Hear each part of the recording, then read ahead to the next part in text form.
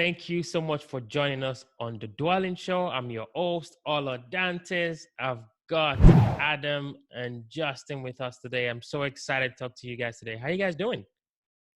Good. Ola, great. Thank you. Yeah, thanks so much for having us. Yeah. I was just telling Justin that I love the backdrop, the car. I'm just gonna keep looking at that all through the interview now. Anyone? that's the motivation to keep working. I know. Yeah. I love it. So, I'm sure you guys can do a way better job than I can. Can you just kind of tell our Dwell listeners a little bit more about, what you guys do? Okay. Yeah. My name's Justin Sleva. I run me and Adam together are co-host of Casual Fridays REI podcast, which we teach and talk about our journey in the land investing niche. I own two land investing companies. One's a private funding company, and one is actually one that does real estate deals itself. So we focus on raw land and help others create wealth doing the same. Yeah. And I didn't know where to jump in there, but yeah, I'm Adam Southey. Like Justin said, we have a podcast together, and we're both land investors. We started this whole thing as with different types of businesses, and we definitely still do. Our businesses are separate, but we've kind of like come together, and we've done consulting, we've helped other people, and we continue to grow our land businesses, and it's kind of led us to where we are today. Now we're here with you. Yeah, I know, and I'm super excited to talk more. I mean, I've had a few land guests on the show, but I think I would like to kind of know a little bit more about the history. How did you guys, land on land investing? No pun intended. Okay. Yeah, so I started in real estate probably 15 years ago. I've literally done everything. So I've been a new home builder, a realtor, a house flipper, a wholesaler. And when the market fell out back in like 08, 09 area, I went flat broke. I mean, I was tied up. I was living larger than I was making. And I ended up having to get out of real estate for a little bit. And at the time, Justin was a manager on the railroad. And he offered me a job as a conductor. So I went to work for the railroad as a train conductor. And the whole time I was just thinking about how I wanted to get back into real estate. And I came across land investing. And the person I heard was talking about how they were buying land for just a couple $100. That instantly sparked my interest because that's all I had at the time. And so I got involved with it. And I, right off the get-go, I ended up buying 3 2.5 acre parcels for $250 a piece. I flipped them all for around $1,000 a piece, and that was it. I was hooked. I was sold on it. There was no going back at that point. And Justin, since we've been friends for over 20 years now, he's seen this whole thing happen and got him excited too, and that's kind of where he jumped in. Yeah, he doesn't like me to tell the story that we actually had a private label Amazon company, and he wanted to liquidate it so he could buy more real estate. And I was like, cool, we're buying real estate now. And he's like, no, I'm buying real estate. We'll do it separate. So we both started our own separate companies around that time. And, watching him get 5 acres back for $500, I was like, if you can get 5 acres for $500, I will buy all of them you can get me until I run out of money, and I'll resell them. And then we go fast forward a couple months later, we're both running our companies, and I sent out my first big marketing campaign. We do direct mail. So we sent out our first big direct mail campaign, bought 21 properties, made $70,000 off of it. And then I get the call from my corporate job that, hey, we no longer need you. And so it's like, what do you do? Do you go back into the corporate world, or do you go full force into this unknown real estate niche and just say, just give it a go and see what happens? So luckily for me, I had been saving my money. We had done well on our first marketing campaign. And I told my wife, I was like, hey, we've got enough money set aside that we can live for 6 months, and we can put everything else to work in real estate and see what happens. And that was a little over 3 years ago. And here we are, we're still doing it and still churning deals out. So it's been a wild ride, and it all became because of him hearing it on a show and taking that leap of faith and moving forward. Yeah, real quick too. I want to throw in a quick note here. He always brings that up. He always brings up that I tried to leave him out. I was not going to say it this time, but here we go. Just reminding him. That's what friends of 20 plus years can do for each other. Yeah, and I think that's a really good segue for my next questions, right? Like partnerships, right? So we just had an event this past weekend at Dwelling, where we kind of brought some investors in, and we spoke a lot, right? And one of my things was like, don't try to do real estate by yourself, right? Yep. Try to find partners, try to find someone that has the strength that maybe you don't have. So how did you guys manage to, become partners? I mean, yeah, sure, you worked at a railroad together, but how were you guys sure that you could be the kind of the best partners to do this land investing thing together? So, yeah, that's a great question. And partnerships are hard because it's kind of like a marriage. You have strengths, you have weaknesses. You see different things from different perspectives. So that's a real thing that happens in a partnership, and you have to be able to have those conversations.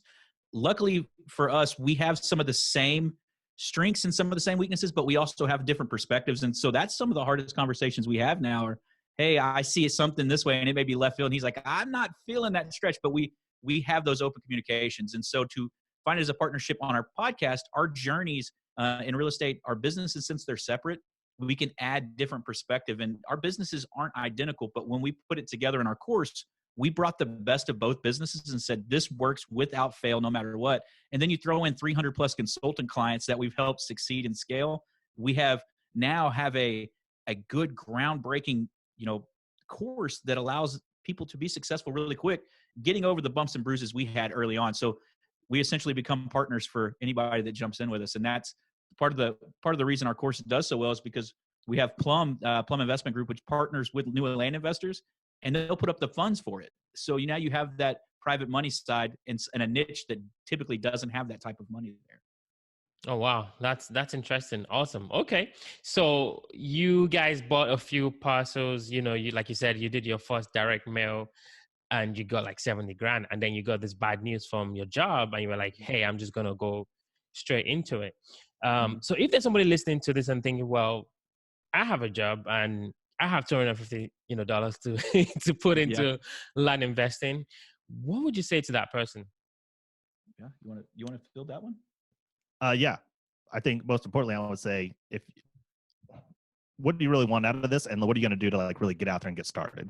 Because like if you have a job and you have a little bit of money that you wanted to invest, you can definitely do this. Okay. What's holding you back is kind of what I would want to ask them, and then put in a plan to place to go forward. Because with land investing, we say start. Maybe if you don't have a ton of money, start at that $200, $250 parcels. We even have a way where we show you we can buy land straight from the state for around $50 to $100, but then quickly move up scale into what we've kind of coined now as the bass boat property, which is where we really tend to focus and sell our clients on.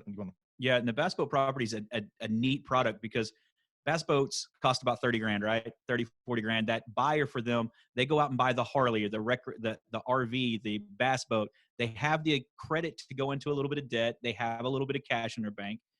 We go out and we buy those for about 10 grand.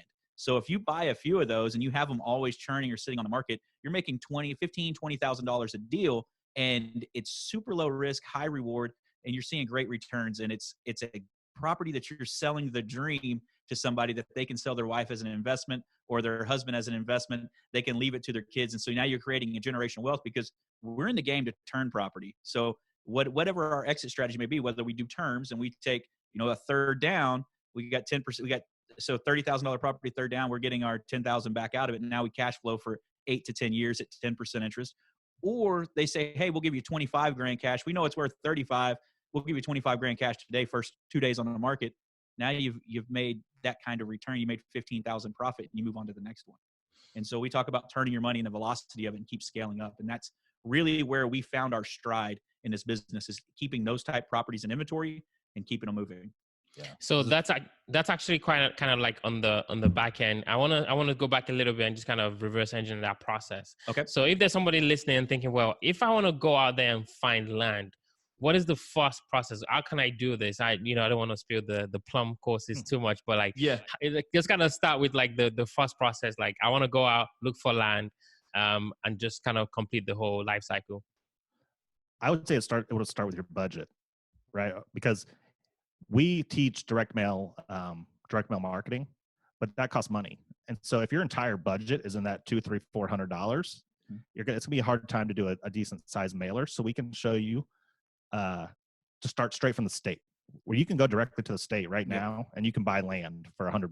And so what Adam's returning to, we have a book out. It's called Coffee Money Real Estate Investing. It talks about using your coffee money to buy real estate from the state, using tax deeds, struck off list and things like that. And the book's available we have it available for your listeners for $7.99. We'll give you the link for your show links and they can go to it and pick up the book. But we have taken that concept and done 300-400 deals like that. We're buying them for $50. We put them on eBay, and it takes about 60 days to go through the process. Once you have them, now you have an inventory. Say you bought you bought 200 of them. So you bought 4 properties or 5 properties, and you put them on eBay and you schedule them out every week. So now you can do that on a Sunday. You have this property that you bought for $50. You're selling it with a dock fee for $500, and you just keep turning that money. So you can really scale up and get that 10X that everybody likes to talk about.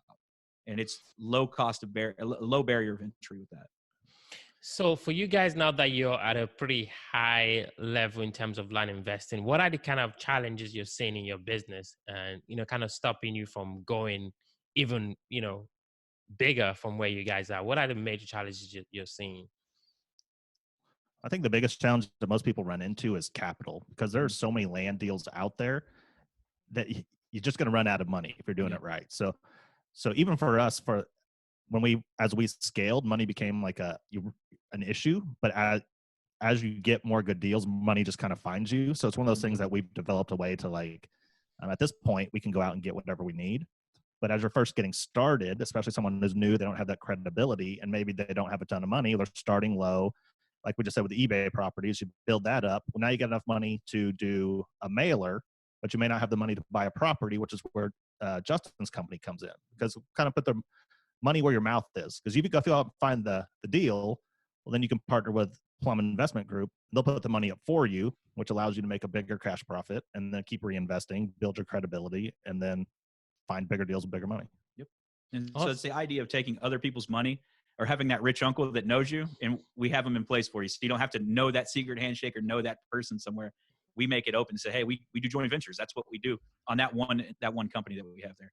So it's neat. We've seen over 4,000 properties this year come through there to evaluate, to see if we could fund. We have okayed about 600 of them. And sometimes they fall apart in title for different things. And we just continue to do. My goal for that company was to buy and sell a property a week. And we've knocked that out of the park. Oh, wow. Congratulations. Awesome. Yeah. And that's just one leg of the business for us. Oh, really? Wow. Okay. So one of the questions I'll always like to ask land investors, and I'm sure some of our dual listeners are thinking the same thing, is who are these people buying land? So before you answer that question, and of course, land historically just hasn't been like the sexy one. Like like you can't really watch anything on HGTV about land. It's like before and after is the same, right? So You're stealing the words out of my mouth. I know, right? I always say that exact thing. Land is not sexy. You're not going to see it on HGTV. You're just it's not. So, yeah. I think that, and I was going to say, just give us a story of one of the lands that you saw that was kind of maybe outlandish. Like, just give us a really interesting story. So I got this letter. So we direct mail. I go to my P.O. box one day and I get this letter. It says, hey, I tried to reach out to you. You haven't responded. What's going on? We want to sell our property. It's 135 acres in middle of America. It's treed. And so I'm looking at this deal and he sends it back. And I was like, there's no way this is real. This is because I'm 3 months into being full time at this point. And so the guy's like, it's generational land. Me and my brothers live in California. One of my brothers has died. We're done with the property. My dad bought it. My great grandfather bought it. My granddad had it, passed it to my dad, and it's just kind of passed down. We bought it for the minerals way back in like the early 40s. Said, okay, so it's about 2 hours from my house. And typically we don't go look at our land. That's not something we do. Brand new full time. I was like, you know what? 135 acres. I'm gonna go check this out. And so I go and I borrow a buddy's drone. I fly a drone through it and I'm like looking at it, and it's just got this cool like meadow look through the middle trees. And I'm like, I'm getting this for like $45,000, and on the market it's worth $150,000 to $160,000 all day. So I go and I know the neighbor's been paying the taxes because he has a land lease on it. So I walk up to him and he pulls a gun on me when I pull up, and I'm like, hey, my gun's in the car. Do I need to get it? And he tells me, he's like, oh, sorry, I didn't know who you were. And I was like, hey, I'm here for the family next door. I just want to look at the property. Hadn't told him I already had it under contract and was going to buy it, but he said, well, we've had that property for 4 generations as a lease. We may be interested in it. So the neighbor, he gets it he goes, I don't really want it, but one of my kids may. They've been hunting it for years. The son calls me and goes, I tell you what, if you'll sell it to me, I'll let you hunt on it for a lifetime if you'll sell it to me for $135,000. And I'm like, yeah, sure, man. I love generational land. So, you've got big trees, you've got this meadow, you've got a guy that knows that they're invested into it. So you ask, who buys the land? A lot of times the neighbors do, or the people in the area, because they have seen that piece of property. They've wanted to hunt that piece of property. They wanted to build their house on that piece of property. They wanted to build that cabin. And then the other buyer is that major metropolitan guy that works in a cubicle. They see a drone video that me or Adam suggest putting up, and it's at sunset. You got the drone coming up over the tree canopy. You see some water in the distance. That guy dreams about that. He sits in his cubicle all day, tapping away, and he could tell his wife, you know what, for 30 grand, I can have a cabin property that's 20 acres in the mountains here in Tennessee. Get out of the city. I can breathe. I can enjoy life. And that's what's sexy about it. Now, you have to be able to convey that message and get it out there where a lot of people can't, because they think, oh, it's just dirt in the middle of the desert. But, you know, I think we had one property, we had mountain sunset picture, and we're talking about things that happen in the tent with this view. Your wife's going to love you. And that sold the property. It sold the first day with something like that. And we were in it for a couple $1,000s, sold it for 10 grand, you know? So a little deal like that, low risk, high reward. And you think about your bills on a monthly basis, and you say, okay, if I can do 5 grand and I just need to do that 12 times a year, that covers my bills. Now anything over that's, you know, just profit, and I can rescale and go bigger and bigger. And then 2-3 years later, you're looking at how many more millions can you generate in a year. So this is another question kind of from my heart, right? Obviously we buy, you know, apartments, and I'm thinking, why are guys like me, or even bigger investors, institutional guys, not flooding land? I mean, from kind of the students that you've got, and now they've actually done a land deal, and thinking, oh my goodness, I should have been doing this for a long time. What are you kind of getting from the market in terms of why are people not doing this a lot? Yeah, that's a great question. I've just kind of been recently dealing with that. If you're okay with me answering on it. Yeah. Okay. The idea behind the institutional investor getting involved in land is, when you buy an apartment, you look at what cap rate, NOI. Land doesn't typically have that. Now, transactionally, the ROI is great. So you have to trust that manager you're working with, you know, above and beyond anything else, because you don't have that safety net of the guaranteed preferred rate and things like that. So if I put a preferred rate on a deal, I would have to pay that out of pocket in hopes to recoup that on the ROI for the transaction. So the taxes, they get scared of that. So it's one of my favorite terms somebody told me. I was meeting with an institutional investor, and we were talking about it. And he, kind of like yourself, he owns a couple of hospitals that in some apartment complexes. And his response to me was, land is an alligator, in my opinion, because it's just eating away, right? It doesn't make money until you sell. If you sell it right, but we know how to buy it in a way that the transactions make sense. I was actually looking at our numbers today, and this year, you know, average ROI is 87% just this year alone. That's not cash on cash. That's each transaction. So if your average hold time is 60 days, and what that churn looks like, it's through the roof. There is not a fund in the market that could compete. But there is a risk because it's not as pretty. It doesn't have that monthly cash flow. I can't make a good chart for it, because I can tell you that, hey, if I do 200 deals and I can make this kind of ROI on it, it's going to make you X amount of money. It's hard to believe, because it's unbelievable. Knowing the real estate, I mean, the apartments and housing or whatever, if you're making 15, 20, 25% passively, I think people consider that pretty good. Whereas in land, you would be kind of upset that you only made 15, 25% return. Like you would, I mean, we actually just had a podcast episode where we're talking about a failure almost that Justin had, but it still made a 30% return. 30% return. Yeah. And we were like, that's not good. We would consider that one of the lower deals that we've ever done. Yeah. You would consider that a mistake. Yeah. And that's wow. The bad thing about it. And I feel selfish, and I think we both kind of feel selfish and silly when we say that, but that's a true thing, because there is a transactional value and a churn in this money that it goes. Now, could you put $100 million fund against it and do the same thing with these basketball properties? It probably wouldn't work as well, because it's just going to be a big churn of deals going on that you wouldn't be able to keep up with. But for the everyday investor like us that wants to go out and make a great living every year, and they can do it while working or do it full time, it's kind of their choice. It's, you know, this is a great avenue. Wow, fascinating. 87%. I almost fell off my chair. I mean, I can keep going and going, but we're definitely dwelling into the quick rounds. These are going to be quick questions, quick answers. And I think you guys are the first duo on the Dwelling Show. Yes, actually, you are. We made history today. Yeah, you did. So maybe you guys can answer, you know, the questions each. So the first question is, what makes you, Adam and Justin, unique? What is that differentiating factor that separates you from the next guy or the next girl?